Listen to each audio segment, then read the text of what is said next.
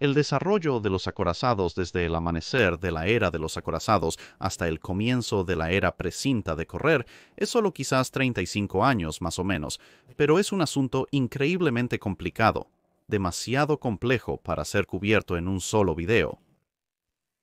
Así que, en su lugar, durante los próximos meses o posiblemente años, vamos a tener que rastrear el desarrollo de los buques capitales y los buques blindados por nación, ya que las historias de desarrollo de los acorazados en las marinas británica, francesa, americana, rusa e italiana, y otras son todas bastante diferentes en términos de carácter, ritmo y volumen, con referencias ocasionales, obviamente, en cualquier video dado sobre lo que otras naciones estaban haciendo cuando afecta a la nación particular de la que estamos hablando. E incluso entonces solo es posible en aproximadamente una hora cubrir brevemente parte de esa historia para las marinas más grandes, por lo que para muchas de esas marinas más grandes podría haber videos de varias partes, como de hecho será este. Así que con eso comencemos mirando la primera década o más de diseño de barcos blindados en la Marina Real, lo que por supuesto significa comenzar con un barco francés, no Le Gloire, más sobre ella más tarde, sino Napoleón, el primer barco de línea diseñado con propósito con una hélice y propulsión a vapor. Las ventajas que ofrece la propulsión a vapor en términos de lucha contra tormentas, entrar y salir del puerto a voluntad, mantener la velocidad y dirección en la batalla independientemente del viento y todo tipo de otras cosas, hicieron que este desarrollo fuera casi tan influyente como el de Dreadnought medio siglo después. Esto desató una pequeña carrera armamentista, ya que los británicos respondieron convirtiendo viejos y existentes barcos de línea a vapor mientras planeaban unidades construidas con propósito propio. Entre 1850 y 1858, tanto franceses como británicos construyeron o convirtieron 32 barcos de línea a vapor cada uno en una carrera armamentista naval. Se estaban ejecutando grandes programas de construcción a ambos lados del canal, pero dos eventos importantes reorientaron el enfoque francés. La guerra de Crimea mostró los beneficios de la armadura, al menos para las baterías flotantes, que estaban dentro del alcance cercano de las armas de fortaleza enemigas, y en 1856 y 1857 las pruebas de nuevas armas de cañón mostraron un grado de nuevo poder introducido al disparo y la cáscara que, combinado con la experiencia de Crimea, convenció al arquitecto naval francés Dupuy-Dulhomme a proponer un nuevo tipo de barco. Ahora, para ser claros, algún tipo de fragata ariete o batería flotante con blindaje ya había sido propuesto por numerosos diseñadores en numerosos países, pero Dulham y sus asociados tenían una lista mínima de requisitos para un barco oceánico protegido contra los disparos de hierro y acero que las últimas armas francesas podían disparar, y por lo tanto esto representaría un barco de línea completo tipo rollo, o lo que podríamos llamar hoy un acorazado. El barco necesitaría tener una velocidad de al menos 13 nudos, al menos 4 pulgadas de armadura de hierro. Sus puertos de armas necesitarían estar al menos a 7 pies por encima de la línea de flotación. Se necesitaría diseñar una popa que protegiera el tornillo de ser disparado, y también necesitaría un aparejo de vela completo, ya que los motores de vapor en este punto solo podrían ser auxiliares en un barco que iba a hacer algo más que abrazar la costa y permanecer cerca del puerto. En este momento de la historia, los franceses intentaban nuevamente funcionar como monarquía y Dulhom consiguió el total apoyo de Napoleón III. Luego tomó la forma básica del barco de línea Napoleón, lo alargó un poco y luego comenzó a cubrir este barco de madera teórico con hierro. El barco estaría completamente revestido de extremo a extremo con dos cinturones de armadura, 4.3 pulgadas de espesor en la cubierta de armas y 4.7 pulgadas de espesor en la cubierta inferior en la línea de flotación, más poco más de 2 pies de madera como respaldo.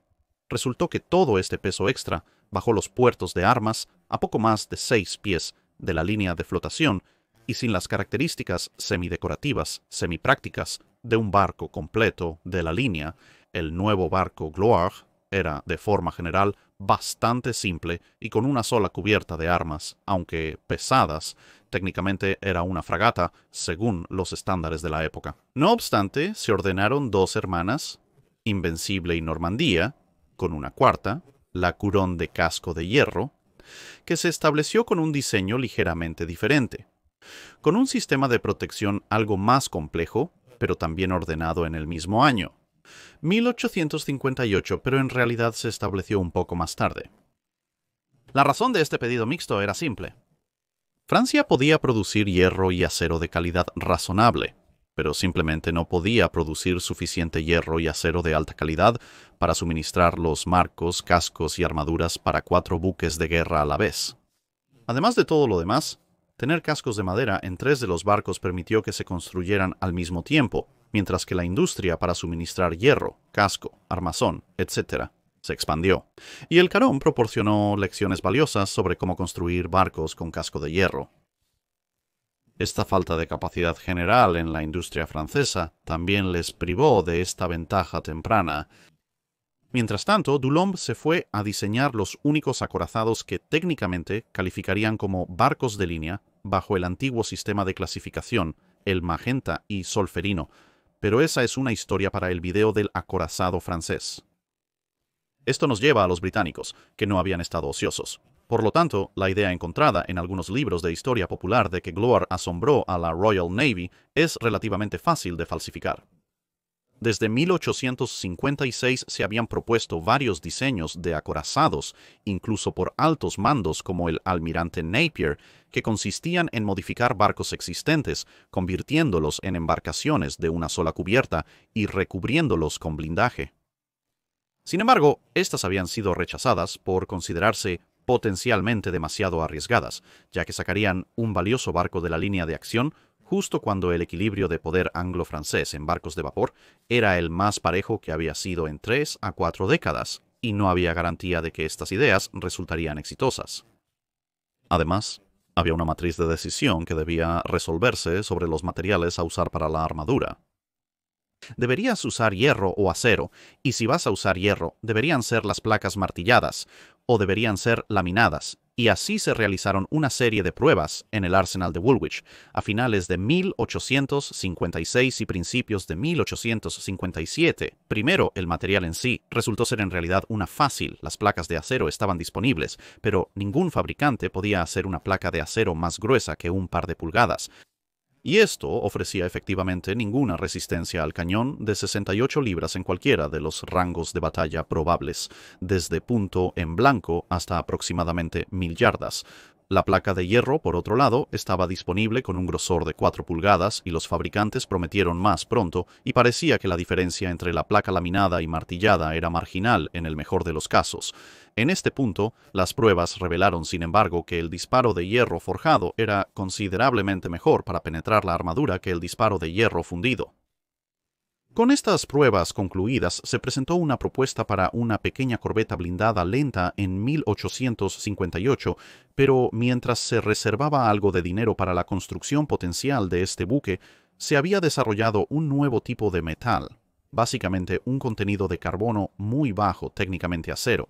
Y también se habían desarrollado recientemente nuevos disparos y proyectiles alargados, por lo que el asunto de un buque blindado se dejó en espera mientras se consideraban estas nuevas tecnologías por su valor y posible integración en un teórico buque de guerra de hierro. Más tarde ese año, noticias del programa de blindados franceses causó pánico público, pero dejó al almirantazgo sin opciones, ya que la indecisión política y algunos almirantes, en servicio y retirados, debatían varias alternativas. Podrías optar por blindados completamente, construir algunos blindados y barcos de vapor de madera, o seguir con los barcos de vapor de madera más económicos y fáciles de fabricar, esperando que la moda de los blindados pasara. Con el estancamiento en curso, el statu quo de construir más barcos de vapor de madera avanzó silenciosamente en segundo plano. ¿Había otro asunto también percolando en segundo plano? Los estadounidenses habían comenzado un programa de 6 grandes fragatas, avísame si eso te suena familiar, que tenía como objetivo resultar en barcos con un considerable armamento pesado y alta velocidad en una sola cubierta de armas. Aunque la velocidad de Merrimack y sus hermanas resultó no ser tan impresionante en el gran esquema de las fragatas, su potencia de fuego todavía era muy impresionante, y una serie de respuestas británicas, Diadem, Doris, Ariadne, Galatea, Mersey y Orlando, lograron realizar tanto velocidad como potencia de fuego similar. Aunque en teoría solo llevaban poco más de 30 cañones, siendo así fragatas, su uso de cañones de 10 pulgadas y de 68 libras significaba que el peso de su costado apenas era menor que el de muchos barcos de primera clase que llevaban más de 100 cañones, ya que estos últimos barcos tendían a llevar principalmente armas de 32 libras, con una dispersión de cañones más grandes, y eran francamente más poderosos por razones similares que algunos barcos de 2 cubiertas de la línea. La situación alcanzó su clímax en la segunda mitad de 1858. Se intentó asesinar a Napoleón III. Aunque el gobierno británico no tenía nada que ver con ello, los conspiradores se habían establecido en Londres porque si había un lugar al que los franceses no podían llegar, era Londres, y esto avivó las tensiones.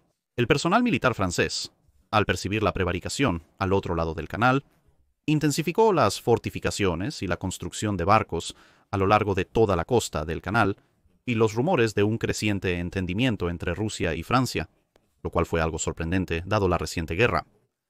Todo se construyó hasta tal punto que la Marina pudo tomar la tarea del gobierno, con una famosa declaración de la oficina del inspector, que decía: aunque he afirmado frecuentemente que no es del interés de Gran Bretaña, poseyendo como lo hace una marina tan grande, adoptar cualquier cambio importante en la construcción de barcos de guerra que pudiera tener el efecto de hacer necesario la introducción de una nueva clase de barcos muy costosos, hasta que tal curso se le imponga, por la adopción por parte de potencias extranjeras de barcos formidables de un carácter novedoso, que requieren barcos similares para hacerles frente.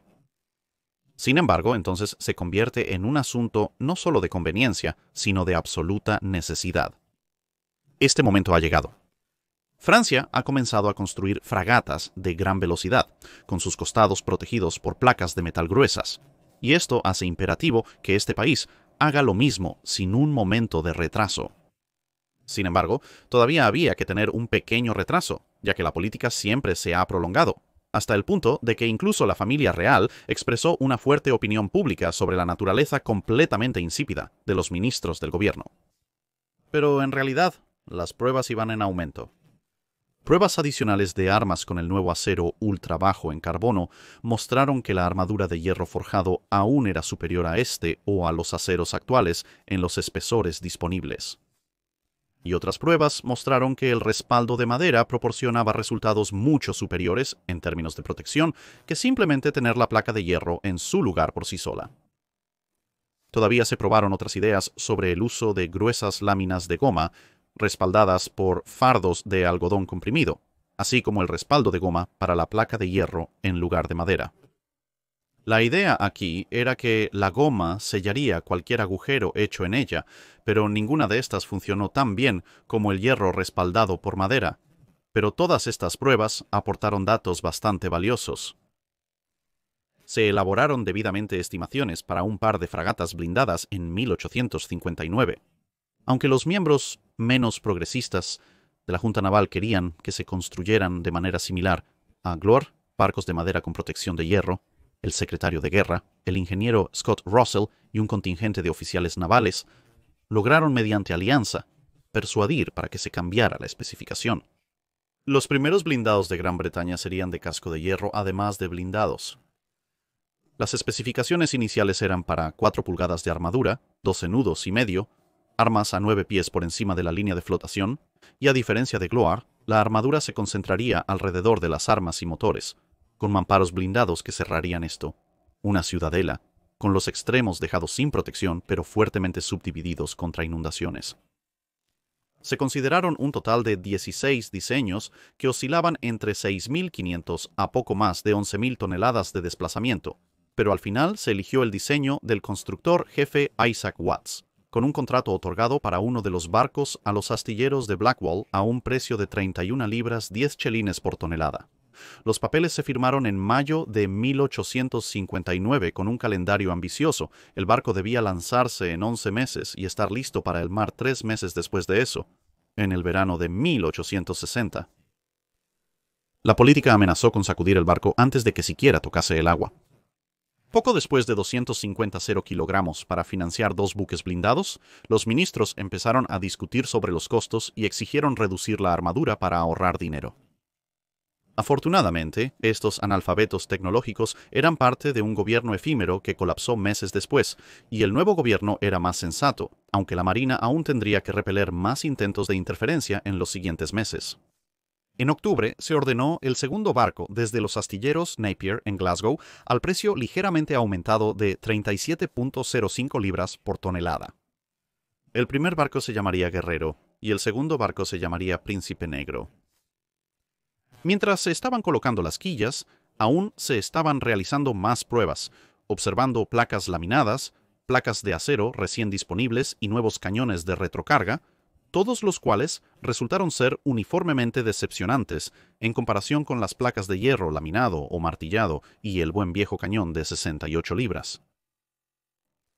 Las formas de los nuevos barcos tomaron prestado en gran medida, no de los barcos de línea como Glar había hecho como base, sino de las grandes fragatas que se habían construido en respuesta a los estadounidenses. De hecho, cuando se comparan de perfil, Warrior y Mersey pueden ser difíciles de distinguir en la mayoría de representaciones y fotos, a menos que tengan un esquema de pintura muy distintivo. Comparados con los Gloires de poco menos de 6.000 toneladas, los Warriors representaron un gran avance, desplazando poco más de 9.000 toneladas, capaces de poco más de 14 nudos bajo una única forma de propulsión y alcanzando lo que para la época era una impresionante velocidad de 17.5 nudos. Cuando navegaban tanto a vela como a vapor con vientos favorables, los motores entregaban una cifra inmensa para su época de 5.000 caballos de fuerza indicados. Su armadura estaba compuesta por 4.5 pulgadas de hierro de alta calidad, respaldado por 18 pulgadas de madera, siendo el único problema irritante la insistencia desde arriba en usar los decepcionantes cañones de retrocarga de 110 libras, además de su batería planificada de 68 libras, lo que obligó a posicionar algunos de estos últimos fuera de la ciudadela. En lo profundo del barco, adyacente a las calderas, había un horno de forja para suministrar hierro fundido al suministro de Martenshell del barco, un dispositivo incendiario especializado que, cuando se disparaba, rociaría el mencionado hierro fundido sobre el objetivo cuando explotara. Las pruebas revelaron que el efecto de inicio de fuego superaba considerablemente al de los disparos calientes, especialmente al reiniciar incendios previamente extinguidos. Es mejor no hablar sobre los efectos que tendría rociar litros de metal fundido sobre una tripulación enemiga. Warrior fue el primero en tocar el agua. Una larga lista de cambios menores retrasó su supuesta entrada acelerada al servicio, pero aún así obtuvo su comisión antes que Courant, convirtiéndola en el primer buque de guerra blindado con casco de hierro en el mundo en entrar en servicio. Durante el curso de la construcción, el tamaño de los portones de las armas se había reducido por seguridad contra el fuego entrante, y porque los nuevos pivotes de las armas permitían un mayor desplazamiento a través de una apertura más pequeña, y su armadura se había hecho con juntas de lengüeta y ranura muy costosas que estaban diseñadas para distribuir la fuerza de impacto a través de todo el esquema de armadura. Pero las dificultades que esto imponía tanto en la fabricación e instalación de la armadura como en los posibles problemas para reemplazar placas individuales significaban que esto no sería algo que se repetiría en los barcos posteriores que llevarían una armadura simple de lado de losa, que era común en toda la era de la armadura blindada. Tanto Warrior como su hermana estaban fuertemente subdivididas dentro y fuera de la ciudadela. El timón estaba afuera, pero se proporcionaban generosamente respaldos al sistema principal de timón y piezas de repuesto en caso de que algo fuera golpeado. Debido a su naturaleza experimental, el casco estaba algo sobredimensionado. Con un peso de casi 5.000 toneladas, unos años de experiencia en la construcción de barcos con casco de hierro mostraron que casi 1.800 toneladas podrían haberse eliminado, dando un casco de la misma fuerza para soportar las armas, armadura, maquinaria y otros sistemas del barco. Por otro lado, los barcos apenas escaparon de una idea del capitán Cowper Coles, inventor del sistema de torreta Coles, de montar una torre blindada de 25 pies de altura, con un cañón en la parte superior en la popa del barco. La idea de esto era permitir el fuego en picado en la cubierta de un barco enemigo, eludiendo así cualquier armadura que pudieran poseer. Afortunadamente, no se permitió que esto continuara, presumiblemente por alguien con una idea un poco mejor sobre los principios de estabilidad que Coles, quien, por supuesto, continuaría diseñando el increíblemente estable Her Majesty's Ship Captain una década después.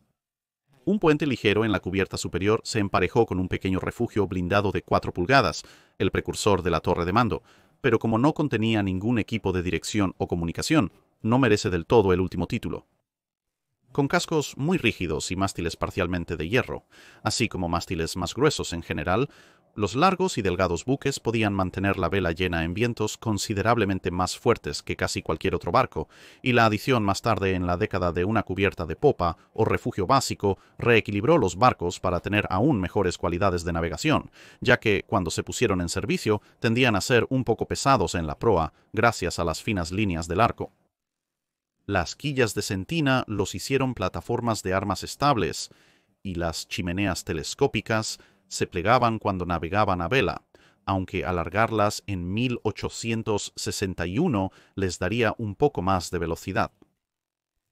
De los dos, Warrior era el barco más rápido y generalmente mejor en comparación con su hermana, aunque ninguno de los dos era particularmente ágil, producto de su relación de longitud a anchura de 6.5 a 1. En 1867, a medida que se hacían evidentes las deficiencias del cañón de retrocarga de 110 libras y entraban en servicio nuevas armas, serían reequipados con una mezcla de rifles de carga por boca de 7 y 8 pulgadas y una serie de nueva maquinaria auxiliar como bombas de vapor. Así, Warrior estableció un nuevo estándar para los acorazados, superior en todos los aspectos a los barcos iniciados antes que ella. También demostraría ser mejor que los que vinieron inmediatamente después de ella, ya que la Junta Naval y los políticos conspiraron para obligar al resto de la Marina a intentar construir algo igual de poderoso, por mucho menos dinero. Esto dio como resultado los acorazados británicos Resistance y Defense. Con poco más de 6.000 toneladas, estaban mucho más cerca en tamaño y especificaciones a Gloire, capaces de poco más de 11 nudos, todavía tenían el mismo grosor de armadura que los guerreros, pero llevaban muchos menos cañones, 22 y 18 respectivamente, en cada barco. Su única característica real a destacar fue la introducción de la proa de ariete, una característica general de los acorazados en adelante, mientras que sus predecesores tenían una proa sobresaliente o de rodilla mucho más parecida a la era de la vela. Al igual que Warrior, tenían hélices retráctiles para una mejor navegación. El tornillo de Black Prince era fijo, pero una vez que se completaron, resultó que sus cañones estaban a poco más de 6 pies de la línea de flotación. A estos les siguieron dos barcos marginalmente mejores, Hector y Valiant, aunque cabe señalar que todos estos barcos se construyeron antes de que los acorazados de alguien hubieran entrado realmente en servicio. Estos contaban con un poco más de cañones, 24, en poco más de 6.700 toneladas, y eran un poco más rápidos a poco más de 12 nudos.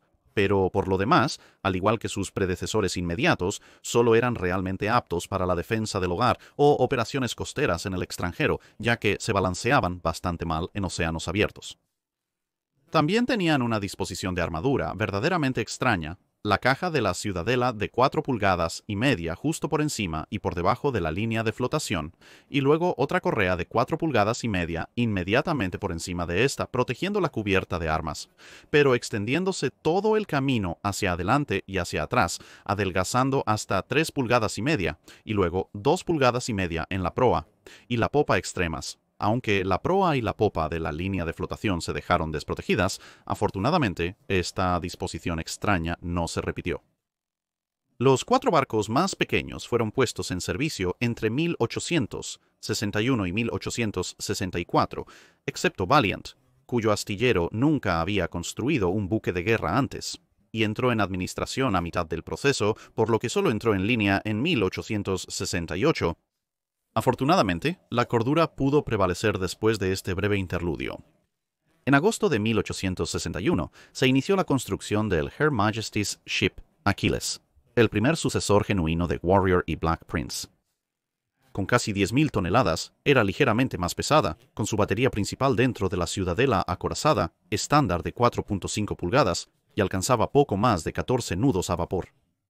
Aunque la disposición básica era similar a la de Warrior, también se realizaron cambios importantes. La proa y la popa eran más simples y rectas, reflejando el nuevo formato de los acorazados en contraposición a los guerreros que rememoraban la era de los barcos de madera.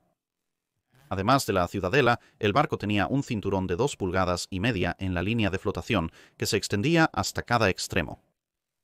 Esto ofrecería poca resistencia a los disparos, pero resistiría las granadas explosivas que de otro modo podrían hacer agujeros incómodos en la proa y la popa.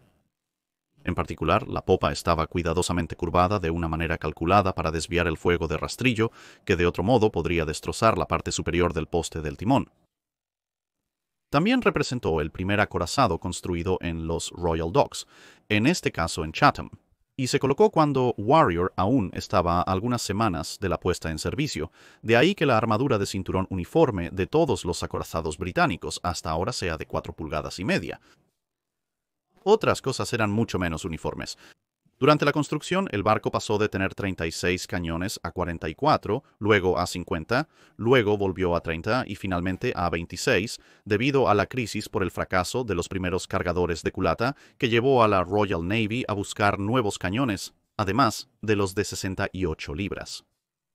Como todos los acorazados de la Royal Navy de la época, sería rearmada a finales de 1860 con una mezcla de rifles de carga por la boca de 7 y 8 pulgadas, que también introdujeron monturas de cañón de hierro, ya que todos los cañones hasta entonces habían sido montados en monturas de madera al estilo nelsoniano conocidas desde la batalla de Trafalgar. Aquiles inició su vida como un barco de 4 mástiles, pero en menos de un año después de su finalización en 1864 se eliminaron el cuarto mástil y el bowpress. Resultó que eso fue un paso demasiado lejos, y se volvió a colocar el bowpress, y el antiguo segundo mástil, que ahora era el cuarto mástil, se adelantó en algún momento, en 1866, después de lo cual todos decidieron que navegaba lo suficientemente bien por ahora.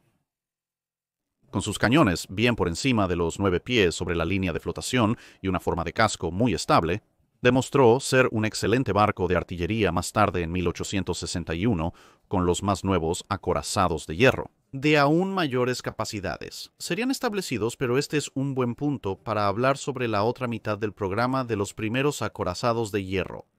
Los acorazados de hierro convertidos de madera formaban gran parte del programa de construcción de barcos de madera de finales de 1850. Nunca prestarían servicio, ya sea desmantelados en los astilleros, lanzados directamente a la obsolescencia y destinados en su mayoría a deambular por puertos aleatorios, o bien tomados como una forma conveniente de aumentar el número de acorazados de hierro, al igual que los antiguos barcos de vela de la línea habían sido convertidos en barcos de vapor a principios de la década.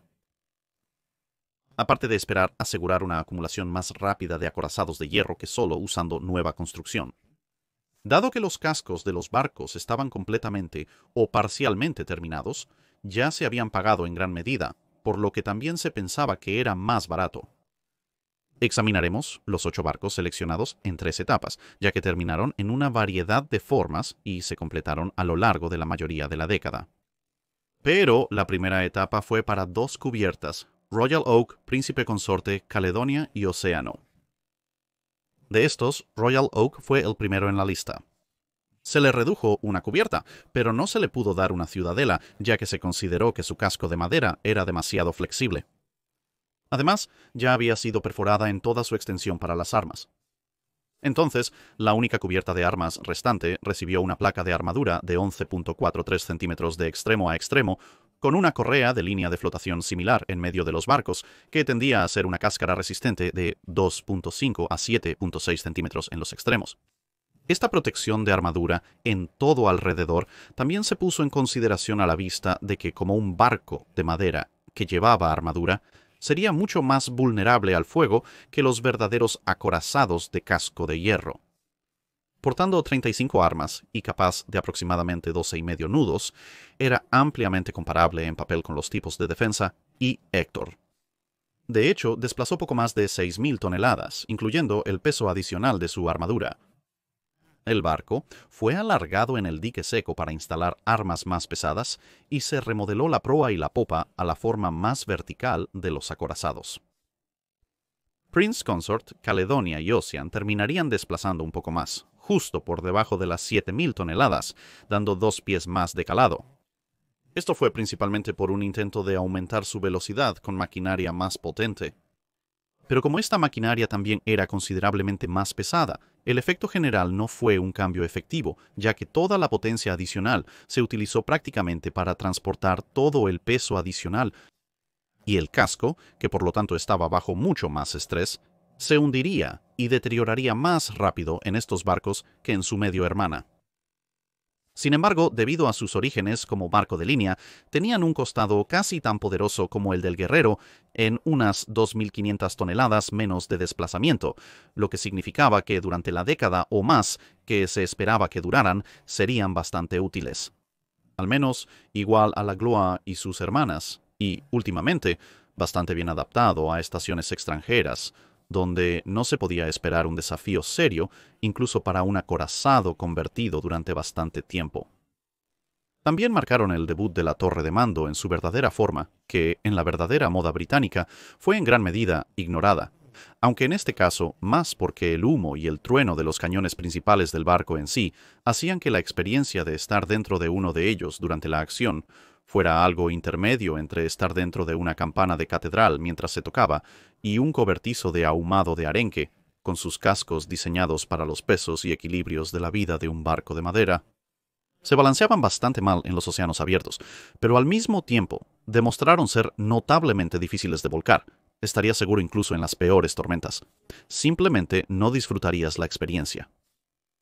El trabajo en estos barcos comenzó en 1860 y tardaron aproximadamente de 3 a 4 años en completarse en promedio debido a las modificaciones que tuvieron que hacerse en las partes ya terminadas de los cascos.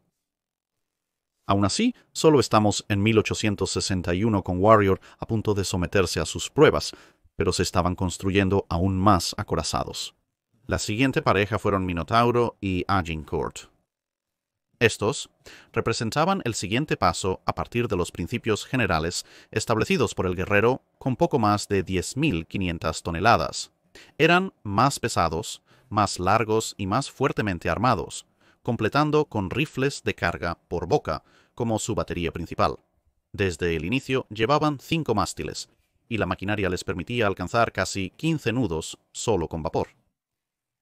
Y durante casi una década permanecerían como los barcos de guerra más grandes construidos en cualquier parte del planeta. También vieron un aumento en la armadura tanto en términos de extensión como de grosor, al igual que algunos de los barcos convertidos mucho más pequeños. Su protección se extendía a lo largo de todo el barco, pero mientras se llevaba a los extremos por las ahora familiares 4,5 pulgadas de placa, la sección de mediados del barco que cubría la batería principal y la maquinaria era de 5,5 pulgadas de grosor, aunque mientras se lanzaban relativamente rápido, tardaron un tiempo en entrar en servicio. Su batería principal de rifle de carga por boca reflejaba las fechas de servicio en la segunda mitad de los 1860. Esto se debió en parte a la intención de proporcionarles 50 cañones de retrocarga, pero el fracaso de esta arma significó que se pasó mucho tiempo experimentando con nuevas armas antes de la comisión formal, aunque los barcos estarían listos para la acción en casi todos los demás aspectos, mucho antes de mediados de los 1850, si hubiera surgido la necesidad. Simplemente se les habría dado cualquier arma disponible. Al igual que con otros barcos de la época, serían rearmedos varias veces. En 1875, una remodelación a una batería uniforme de rifles de carga por boca de 9 pulgadas incluyó uno de los primeros directores de fuego que era capaz de permitir a un solo hombre disparar toda la andanada eléctricamente junto con otra primicia en la Marina Real, el reflector eléctrico. Estos dos también tenían una media hermana, Northumberland, que estaba destinada a ser una hermana completa, pero un cambio de constructor jefe de Watts a Reed significó que se hicieron una serie de alteraciones. En lugar de principalmente cañones de 7 pulgadas con algunos de 9 pulgadas, a Northumberland se le dieron principalmente rifles de carga por boca de 8 pulgadas con 4 cañones de 9 pulgadas instalados también, 2 por lado en medio de las cubiertas de cañones. Este aumento en el peso del armamento se produjo a expensas de reducir el área blindada. Se mantuvo la correa de longitud completa en la línea de flotación, pero en la cubierta de cañones se redujo solo a la batería principal, requiriendo así la reaparición de los mamparos de la ciudadela con el mismo grosor de 5,5 pulgadas. La correa principal se equiparía más adelante con 4 lanzadores de torpedos, entre otras armas pesadas. Aunque el corto alcance y la naturaleza errante de los primeros torpedos hicieron que esta instalación fuera cuestionablemente útil. También llevaba una torre de mando que era de algo más de utilidad que las anteriores. Ahora estamos al borde de otro gran avance tecnológico. Vale la pena hacer una pausa en este punto, para hablar de por qué había una mezcla de mosquetones de boca lisa y fusiles de retrocarga estriados. Los primeros barcos utilizaban un sistema que fue reemplazado de manera uniforme a finales de la década de 1860, con rifles de avancarga. La Marina Real siguió usando rifles de avancarga mucho después de que otras naciones adoptaran rifles de retrocarga. El reemplazo de las armas fue en parte simplemente porque a medida que la armadura y las armas se volvían más gruesas y grandes respectivamente, se necesitaba más potencia de fuego, pero el tipo de arma tenía mucho que ver con los problemas que se encontraban con el cargador de retrocarga Armstrong, que había mostrado tanto promesa en los últimos 1850. En primer lugar, en las pruebas, a pesar de su mucho mayor peso de disparo, se descubrió que el cañón de 110 libras era en realidad menos capaz de penetrar la armadura que el de 68 libras, a pesar de lo que decía en el papel, aunque el último cañón, el de 68 libras, era mucho más capaz que el promedio de su tamaño de la época. Era un arma legítimamente buena. Además, el proceso de fabricación de las nuevas armas de retrocarga era poco confiable, con casi todas las armas emitidas con defectos visibles y, en ocasiones, grietas que preocupaban mucho a los oficiales de artillería. Un bloque de cierre mal diseñado también provocó fugas de gas, afectando la precisión y potencia. La gota que colmó el vaso fue un bombardeo en 1863, realizado por la Escuadra de las Indias Orientales y China en las fortificaciones y embarcaciones del clan Satsuma en Kagoshima, Japón, después del asesinato de un comerciante británico y la posterior negativa del clan Satsuma a hacer algo al respecto. 5 barcos de la escuadra llevaban cargadores de retrocarga Armstrong y de los 21 de estos cañones que dispararon 365 rondas, no hubo menos de 28 accidentes separados causados por fallos de los cañones, o alrededor de un fallo en cada 13 disparos. Además, la mayoría de los proyectiles que se dispararon con éxito se describieron como yendo a cualquier parte menos en línea recta y hasta 600 yardas a la izquierda, y los proyectiles a menudo fallaban al explotar cuando finalmente golpeaban algo, lo que probablemente era igual de bien, ya que lo que más golpeaban raramente era el objetivo real al que habían apuntado. A las pocas semanas de recibir el informe de acción, se estaban retirando cañones de 110 libras de los barcos de la Marina Real, lo que dejó un dilema. ¿Deberían desarrollarse nuevos cañones de retrocarga con rayado? ¿Debería haber un retorno a los cañones de bala lisa? ¿Y si los nuevos cañones deberían ser de retrocarga o de boca, independientemente de si eran de bala lisa o rayados? En el corto plazo, se tuvo en cuenta que, mientras que las pruebas de 1850 habían demostrado que la armadura del guerrero era a prueba de un cañón de 68 libras con una carga de pólvora y un disparo de hierro, las pruebas más recientes utilizando cargas de algodón pólvora y disparos de acero habían logrado atravesar una disposición de armadura tipo guerrero. Por lo tanto, parecía implicar que utilizando esta nueva combinación de disparo y carga, el actual cañón de 68 libras continuaría funcionando al menos a corto plazo. Esto se vio aún más reforzado por la noticia de que los barcos americanos estaban utilizando armadura laminada. La naturaleza de esta comprometía los impresionantes grosores que algunos de ellos lograban, hasta el punto de que las pruebas comparativas indicaban que, por ejemplo, un cañón cuyo disparo era detenido por 4 pulgadas de placa de hierro sólido podría fácilmente pasar el mismo disparo a través de 6 pulgadas de armadura laminada. También estaba la adquisición de cierta armadura francesa, ya que la clase Flandre en construcción a mediados de los años 60 del siglo XVIII tenía 6 pulgadas de armadura, lo que parecía ser bastante impresionante y preocupante, pero luego las pruebas mostraron que la calidad de fabricación de la armadura de hierro francesa era mucho peor. La armadura de los guerreros requería 33 toneladas de energía por pulgada de circunferencia de disparo para penetrar algo arcaico, pero así es como medían las cosas en ese momento, mientras que el hierro francés solo había necesitado 16 toneladas de pie, lo que significaba que para la misma combinación de arma y disparo, La Flandra podría ser tratada efectivamente como si solo llevara poco más de 3 pulgadas de armadura si la penetración del arma se hubiera calificado contra la placa británica. Sin embargo, sin una organización central que resolviera asuntos de artillería, la Marina Real era vulnerable a cierto grado de influencia política y cabildeo de la industria privada cuando se trataba de sus armas. Teóricamente, el oficial a cargo de la Escuela de Artillería Her Majesty's Ship Excellent tenía la competencia y el personal para tomar este tipo de decisiones, pero como un simple capitán, sus recomendaciones podían y a veces eran ignoradas por la oficina de guerra, cuyo personal a veces asumía que sabían mejor por alguna razón. Esto se agravó con varios fabricantes produciendo nuevos tipos de armas todo el tiempo que estaban por todo el espectro de guerra suave versus cañones rayados y cargadores de culata, versus cargadores de boca en teoría. Los cañones rayados ofrecían mayor precisión de alcance, aunque esto tenía un valor limitado, en una era donde las miras de hierro y el ojo humano eran los sistemas de control de fuego más avanzados en el mar.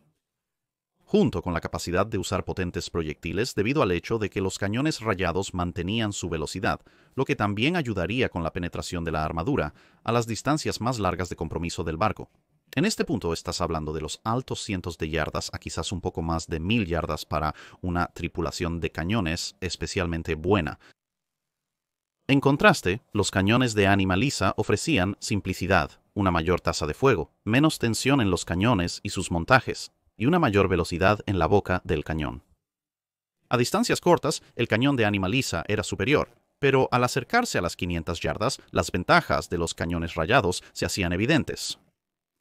Muchos oficiales opinaban que los cañones rayados deberían usarse para los perseguidores de proa y popa, y los pocos cañones de cubierta superior para fuego a distancia, mientras que los cañones de ánima lisa deberían mantenerse para el costado principal, que se usaría de cerca una vez que el enemigo hubiera sido llevado a soportar.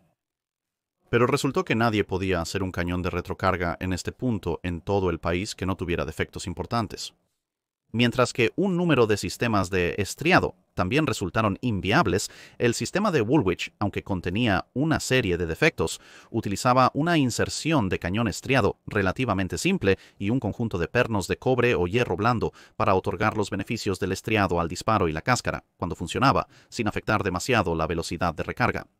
Y así, el rifle de avancarga se convirtió en el estándar para las armas de la Marina Real a finales de los 1860. Estos primeros fracasos de las armas de retrocarga en el Reino Unido dejarían a la Marina Real operando dichas armas mucho después de que hubieran alcanzado el punto de lo absurdo, pero eso es para un video posterior, y así volvemos a los barcos donde llegamos al cambio tecnológico mencionado anteriormente, aunque esto no sería en barcos de alta mar, sino más bien en barcos que fueron diseñados para ser utilizados para la defensa costera.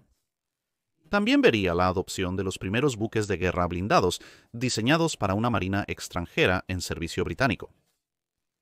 De estos 4 barcos, solo 2 de ellos eran hermanos, y llegaremos a esos en un minuto, pero primero veremos los quinto y sexto barcos del lote de conversión de casco de madera. Con los datos emergentes de la Guerra Civil Americana sobre el uso de monitores y el hecho de que los franceses al menos parecían casi capaces de mantenerse al día con, o posiblemente incluso superar a los británicos en términos de acorazados que se producían a principios de los 1860, el axioma de que la mejor defensa es una flota oceánica de gran tamaño y poder seguía siendo técnicamente cierto, pero solo si realmente tenías tal flota.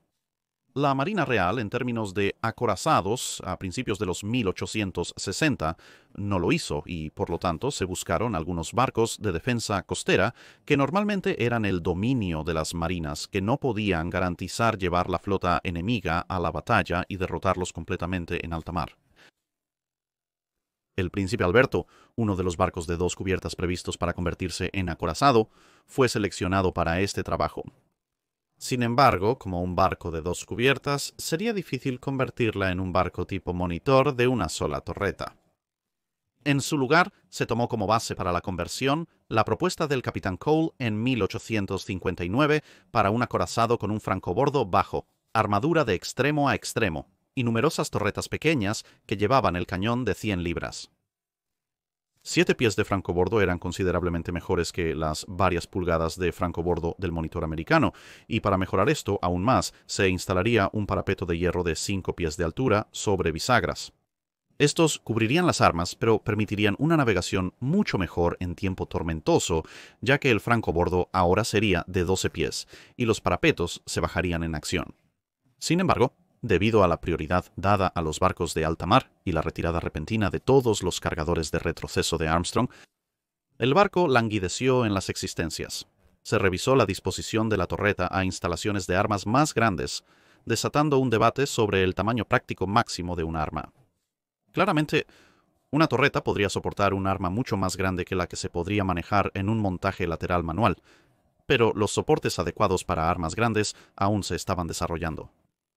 Finalmente, se aceptó el cañón de 12 toneladas de 9 pulgadas y 250 libras, y el barco fue equipado con 4 de estas armas en 4 torretas individuales, 2 adelante y 2 atrás, todas en el mismo nivel de cubierta, con un puente volante sobre las 2 primeras y un aparejo ligero de 2 mástiles para deambular por la costa, aunque en teoría era lo suficientemente marítima para desplegarse en la costa de otra persona si fuera necesario.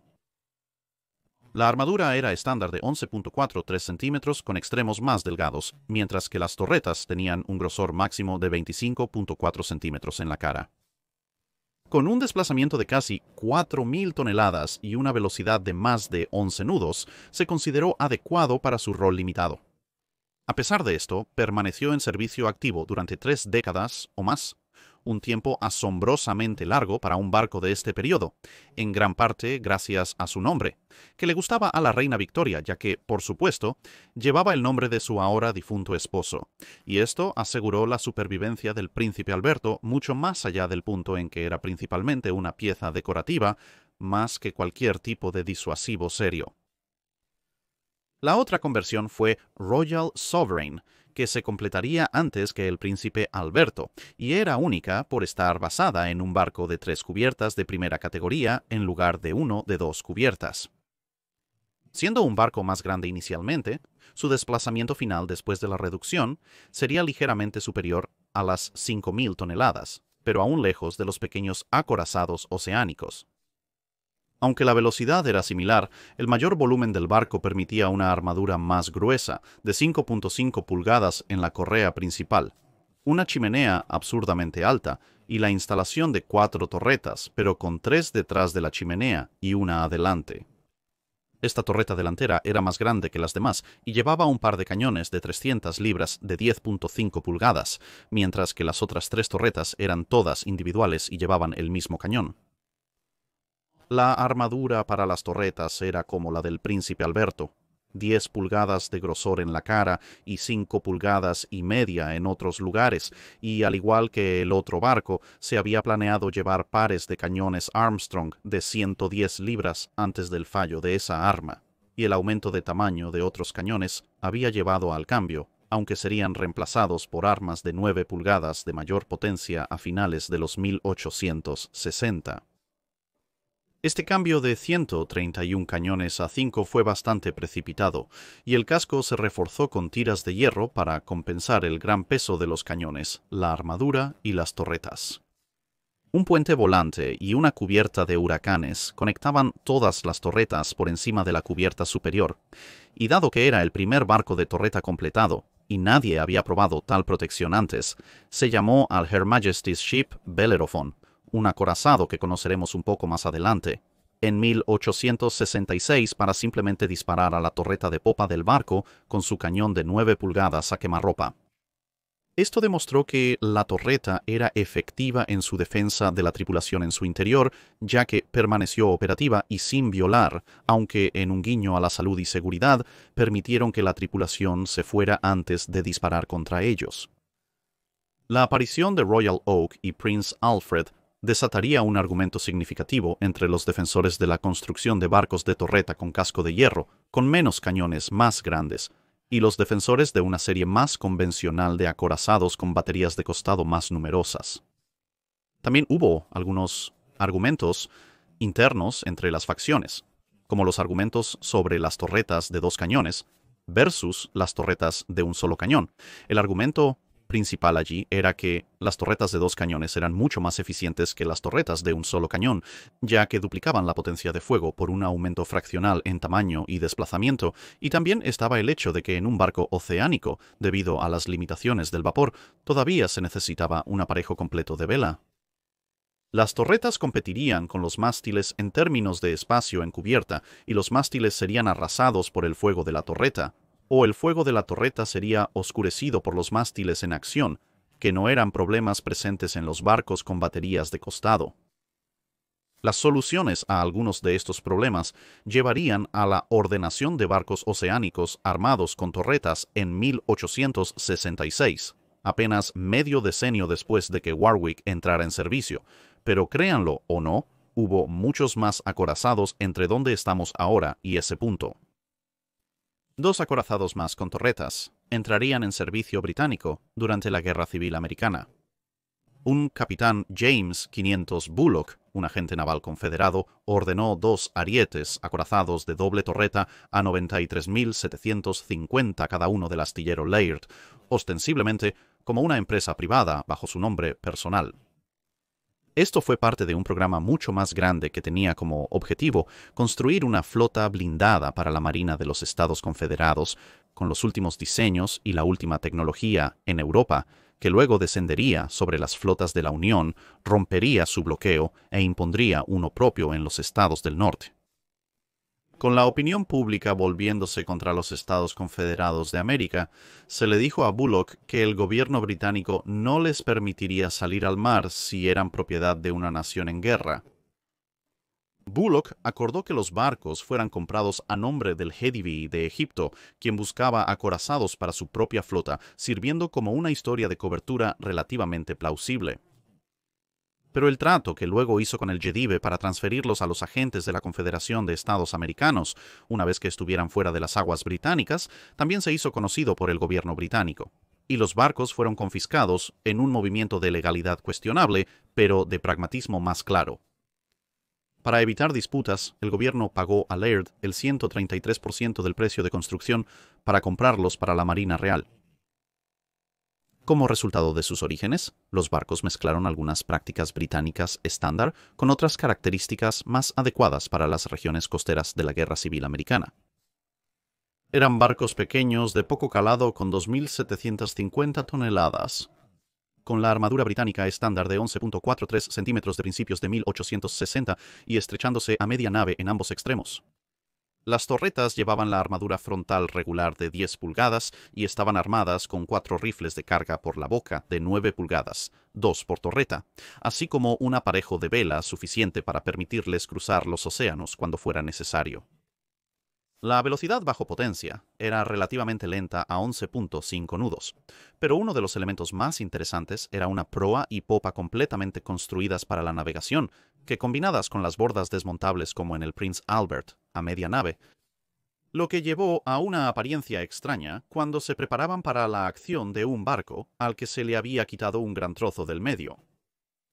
Nombrados Scorpion y Wyvern en el servicio británico, a pesar de su pequeño tamaño, eran superiores al Prince Albert, sus cascos de hierro permitían subdividir y sus hélices de triple hoja eran otra novedad, permitiendo un sorprendente rango de acción para un barco tan pequeño, algo que su mayor francobordo podía explotar.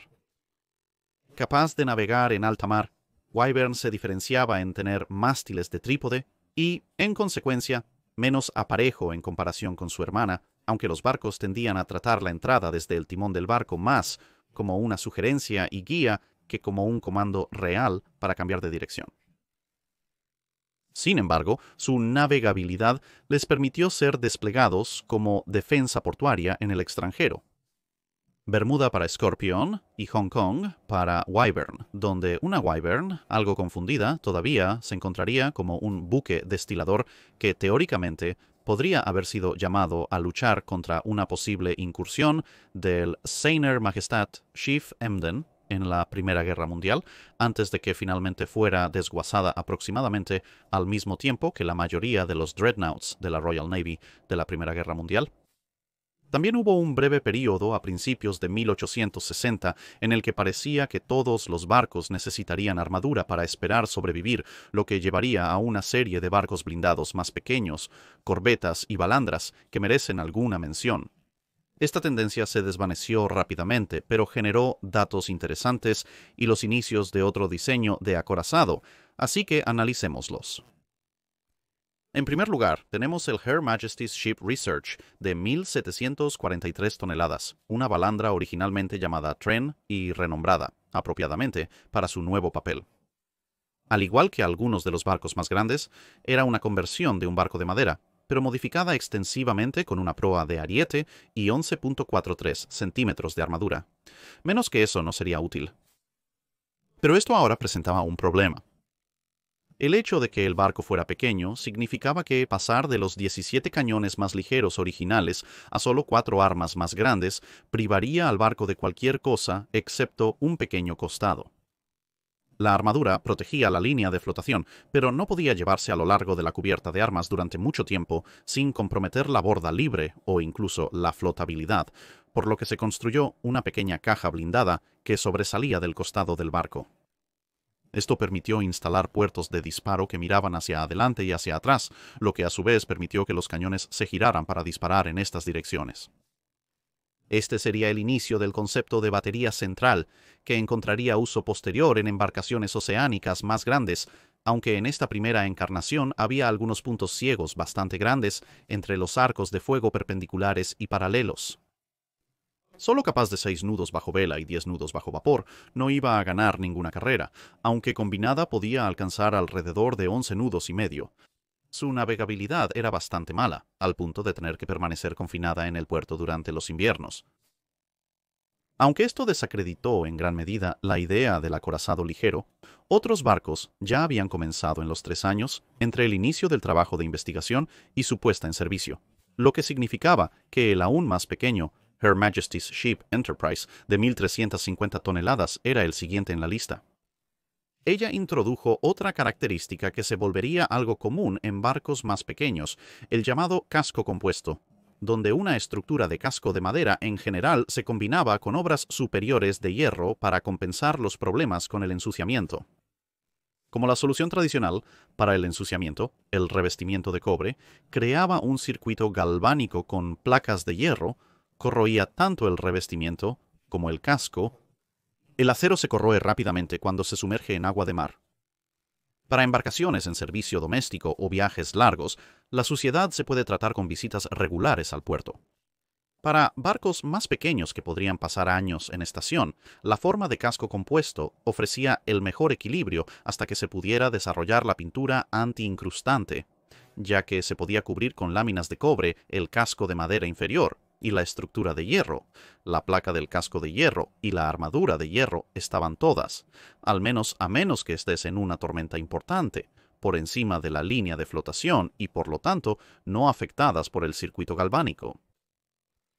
Al igual que la investigación, utilizó una caja blindada y una batería central, pero como era más pequeña, esta tenía que estar al ras con el resto del casco.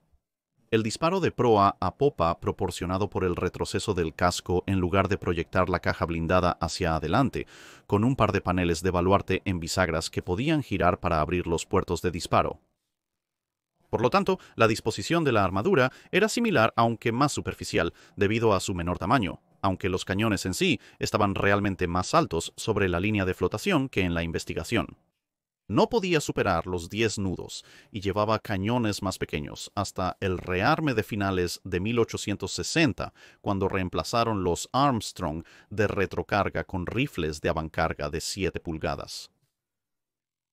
En general, era un barco de mar algo mejor que Research, pero le faltaba la potencia para avanzar mucho si se encontraba con un clima particularmente malo. El siguiente fue Favorite, una corbeta más grande de 22 cañones que terminaría pesando poco más de 3.000 toneladas. Con una armadura de 11.43 centímetros y una batería central, era un poco más rápida, a menos de 12 nudos.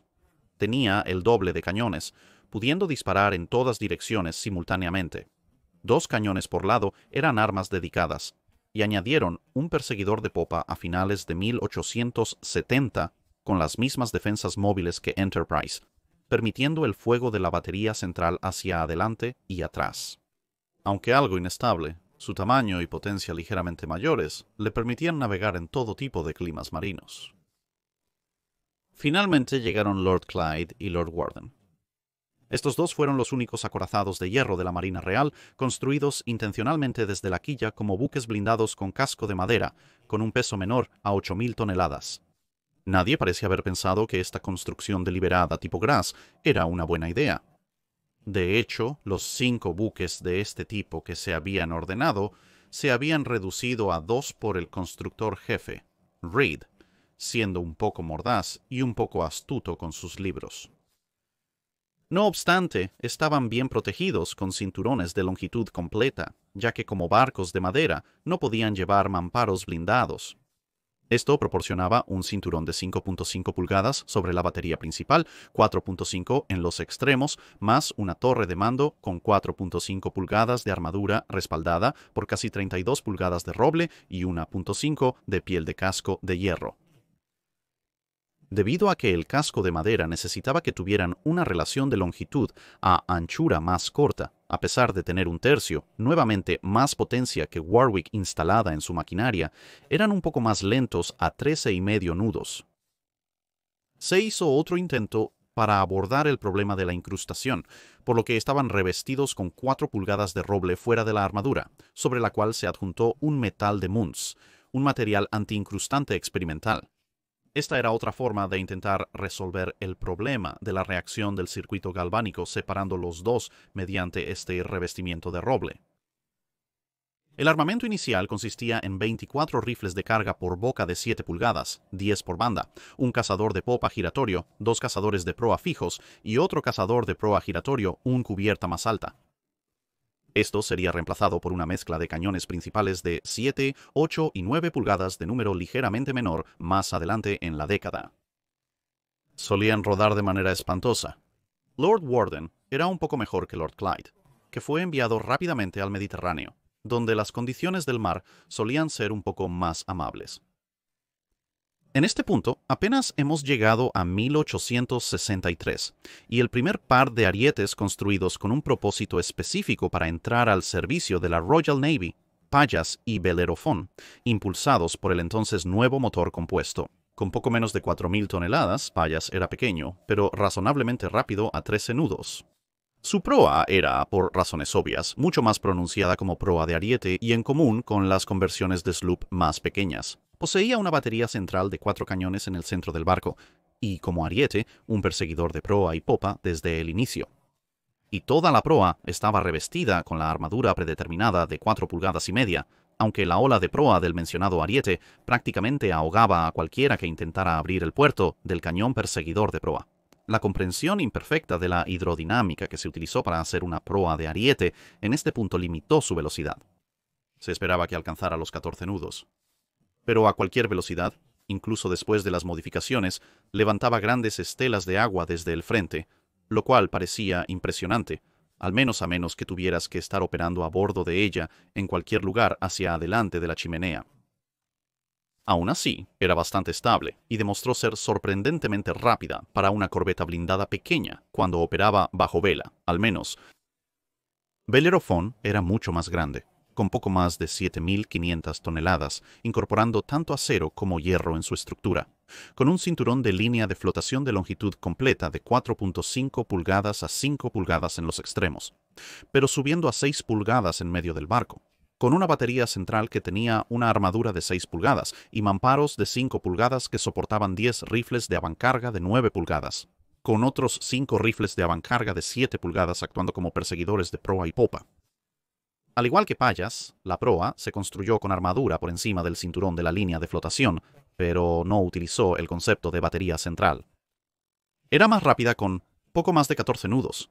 El nuevo sistema de armazón del casco y el uso de acero redujeron el peso total del casco para permitir el uso de armas y armaduras más pesadas, pero su proa, de ariete inicial, básicamente convertía la parte delantera del barco en un parque acuático permanente, por lo que se instaló una pequeña proa de rodilla aflareada sobre el agua que no se extendía tan hacia adelante como el ariete, pero ayudaba a mantener el barco seco al desviar el agua que se lanzaba hacia arriba de nuevo, pero significaba que la cantidad de agua que lanzaba verticalmente aumentó aún más hasta el punto de que se comenzó a informar que la ola de proa del señor Belerophon estaba a la vista, ya que en realidad ver el barco debajo de toda la espuma tendría que esperar hasta que se hubiera acercado considerablemente. Un gran timón equilibrado significaba que también tenía la agilidad para ir con el propósito de embestir con la misma construcción de sándwich del casco exterior que el palacio. Estaba formidablemente protegida, aunque no tan bien como si la piel del casco hubiera sido de un espesor ligeramente más regular. Y la armadura, así hecha, tenía 7 pulgadas de espesor uniformemente, pero era más que suficiente para lidiar con cualquier arma disponible al inicio de su carrera. Ahora llegamos a 2 de las últimas 3 conversiones de madera. Estos entraron en servicio a finales de la década de 1860, ya que se priorizaban los cascos de hierro cuando los materiales eran escasos. Estos fueron Zalus y Royal Alfred. El último barco, Repulse, entró en servicio en 1870, por lo que se cubrirá más adelante. Además, había un barco más pequeño, Penélope. Estos 3 se agrupan juntos ya que las lecciones de los barcos anteriores de su tipo se aplicaron a su construcción, lo que provocó algunas diferencias entre ellos y sus predecesores antes de que toda la idea simplemente se extinguiera.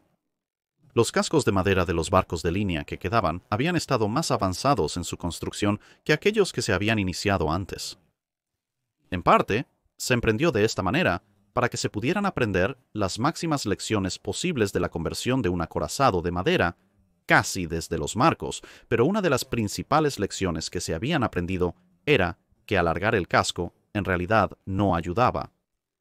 Aunque el barco podía llevar más armas y era ligeramente más rápido como resultado, el casco de madera tendía a ceder bastante mal bajo el peso extra de la armadura y el momento extra de fuerza que esto ejercía cuando estaba en alta mar con grandes olas. En conclusión, el casco no se extendió con Silus. Se apreció que esto resultaría en una batería principal más pequeña y por lo tanto nunca se pretendió que prestara servicio de primera línea.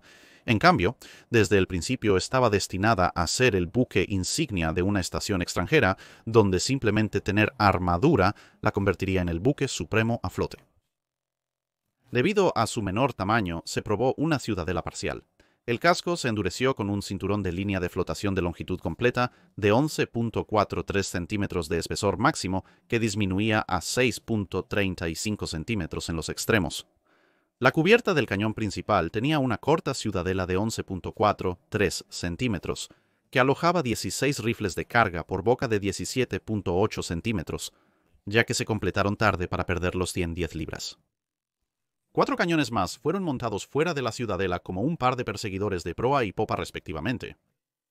Podía alcanzar poco menos de 12 nudos bajo potencia, resultado de su corta relación de longitud a anchura, aunque esto también la hacía una plataforma de armas bastante estable, siendo el blindaje más delgado que el blindaje de 5.5 a 6 pulgadas encontrado en los acorazados de hierro contemporáneos, ya que se consideró que esto era todo lo que el casco de madera sería capaz de llevar de manera segura sobre el área que se requería para darle una protección adecuada. Royal Alfred era algo diferente. La orden de no alargar el casco llegó tarde para ella, pero el nuevo diseño de Reed, la maquinaria más ligera y la determinación de aprovechar un casco más grande, ya que su desplazamiento final fue de 6.700 toneladas frente a las 6.100 de Cealus, significaba que estaría equipada para servicio de primera línea. Tenía 4 cazadores de proa y 4 de popa, el doble que su ahora media hermana del mismo calibre de 17.8 centímetros. Pero la batería principal constaba de solo 10 cañones, 5 por lado, pero utilizando rifles de avancarga de 9 pulgadas. También se tomó un gran riesgo. El blindaje se aumentó en grosor mientras que el patrón era similar al de Cealus en diseño general, con la excepción de una pequeña correa en cada extremo, un piso más alto para cubrir los cañones de persecución de doble pila. En conclusión, el blindaje final era de 4 pulgadas de espesor, mientras que el blindaje de la mitad del barco y la caja de la batería de armas era de 6 pulgadas con mamparos de 4.5 pulgadas cerrando la cubierta de armas. Aunque eran más largos y llevaban más peso de armadura que Silus, apenas se las arreglaron para salir con la suya, gracias a que Reed redujo los pesos generales impuestos por otras partes del barco, como los motores, lo suficiente para reducir la tensión total en su casco a niveles aceptables. Sus motores permitían casi 12 nudos, gracias a su mayor longitud. Aunque se utilizó en la estación norteamericana durante gran parte de su carrera, las tensiones impuestas en su casco y planta de energía fueron tales que, a pesar de los esfuerzos de Reed, seguía fuera de servicio en 1874. De manera inusual para un acorazado británico, la mayoría de los cuales existían a principios del siglo XX, se vendió en 1885 para desguace y chatarra. Penélope fue la última iteración de los pequeños barcos blindados que hemos visto anteriormente, con un peso de poco menos de 4.500 toneladas y un diseño algo único. Para acercar lo más posible sus 8 rifles de carga por boca de 8 pulgadas a las costas enemigas, se diseñó para tener un calado muy superficial, tan superficial de hecho que no tenía suficiente altura bajo el agua para un solo tornillo, lo que resultó en la introducción por primera vez en un buque de guerra británico de tornillos gemelos, aunque la nueva naturaleza de este tipo de propulsión también significó que se le dieron efectivamente popas gemelas, lo que ayudó a su agilidad e hidrodinámica tanto como un ladrillo en la cara. Además de tener 2 cañones de caza delanteros y uno trasero, rifles de carga por boca de 5 pulgadas, su batería principal era, como sus predecesores inmediatos en el Club de los Pequeños Blindados, una batería central con fuego posible de extremo a extremo para un cañón por lado por dirección. También estaba muy fuertemente blindada para ser una nave tan pequeña, 6 pulgadas de armadura en la mitad del barco, 5 pulgadas en los extremos y 4.5 pulgadas en los mamparos de la batería central, con el casco teniendo hendiduras anguladas para permitir este fuego en lugar de los esponjos o placas retráctiles de los barcos anteriores.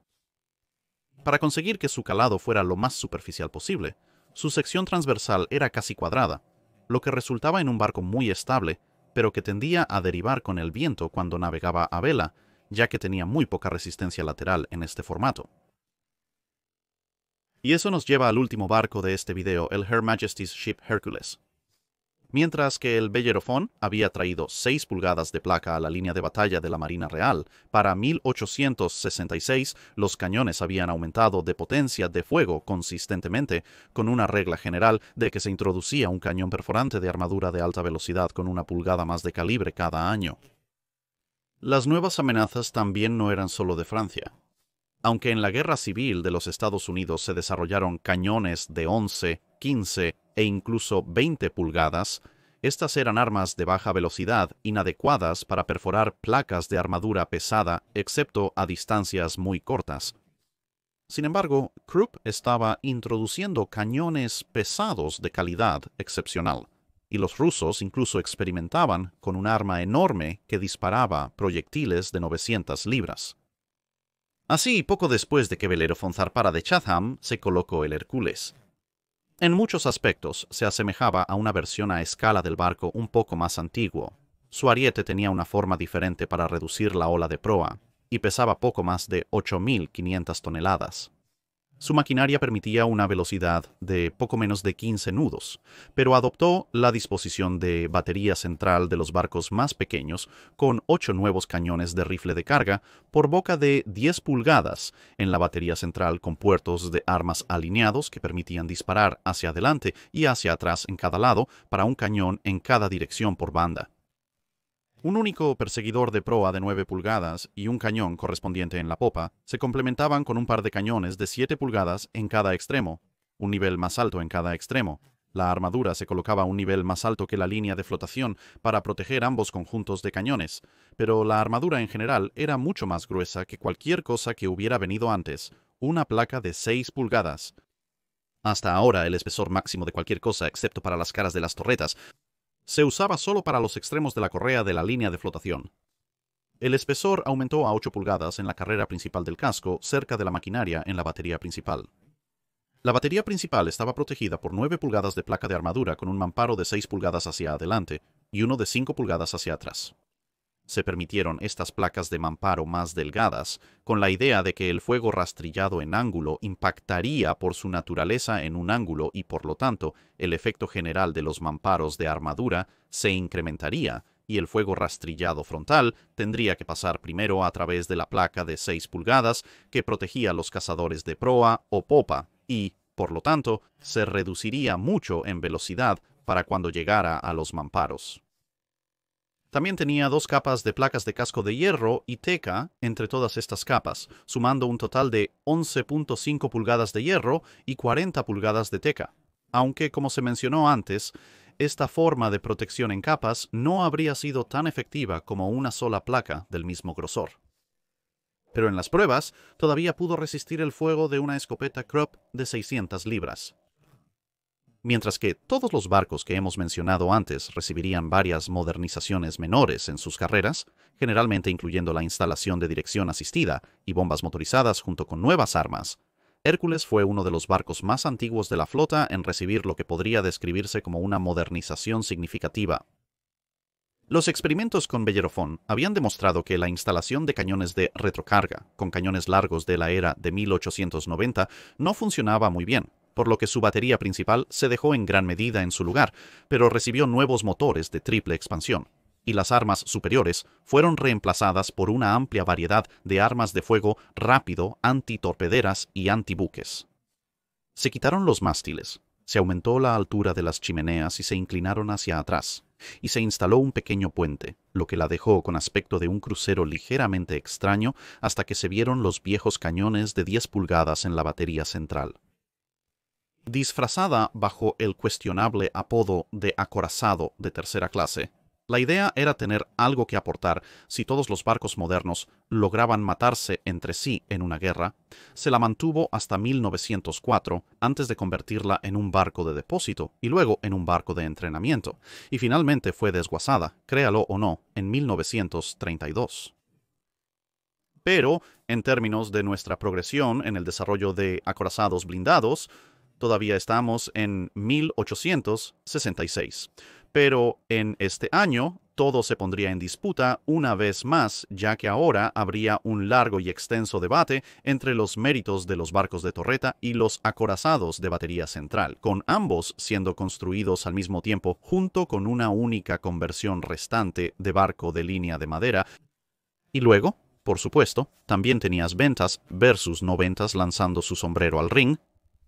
En poco más de media década, el mundo había pasado de barcos que Nelson habría reconocido, a excepción de la chimenea, a barcos que eran prácticamente inmunes al fuego de los barcos más antiguos, y luego a barcos que eran igual de inmunes al fuego de esos primeros acorazados y tan mortales, a cambio como esos barcos habían sido para los barcos de madera. Esto marcó el ritmo para gran parte del siglo XIX, aunque el desarrollo ahora tendía a venir en ráfagas y luego descansar unos años. Pero todo eso es para otro momento y otro video.